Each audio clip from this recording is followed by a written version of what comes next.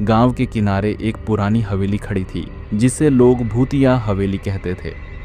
कई दशकों से यह सुनसान पड़ी थी।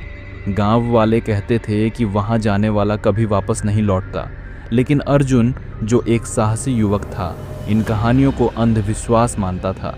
उसने तय किया कि वह उस हवेली का रहस्य सुलझाएगा।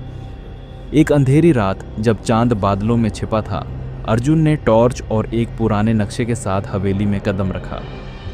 हवेली का बड़ा दरवाज़ा अपने आप चरचराकर खुल गया। अंदर की हवा ठंडी और भारी थी। हर कोने से फर्श की चरमराहट और अजीब आवाज़ें आती थीं। दीवारों पर अजीबोगरीब चित्र और खून जैसे निशान थे। जैसे ही अर्जुन सीढ़ियां चढ़ने लगा, उसे महसूस हुआ कि कोई उसकी परछाई के साथ चल रहा है। उसने पीछे मुड़कर देखा, पर वहां कुछ नहीं था, लेकिन उसकी पीठ पर ठंडी सांसों का एहसास हुआ। डर के बावजूद उसने अपने कदम आगे बढ़ाए।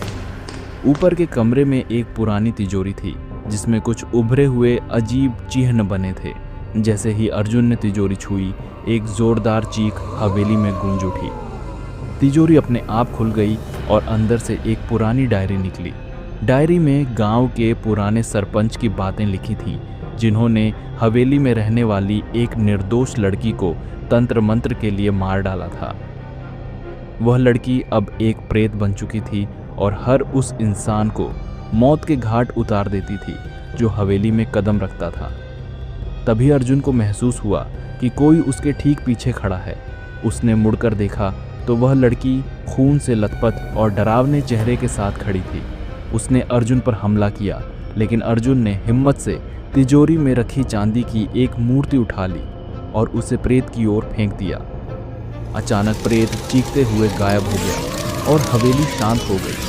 अगली सुबह अर्जुन गांव लौट आया, लेकिन उसके बाल सफ़ेद हो चुके थे। उसने हवेली का रहस्य सुलझा तो लिया, पर वह रात उसकी ज़िंदगी से खुशी और चैन छीन ले गई। हवेली आज भी खड़ी है, अपनी अगली शिकार की प्रतीक्षा में।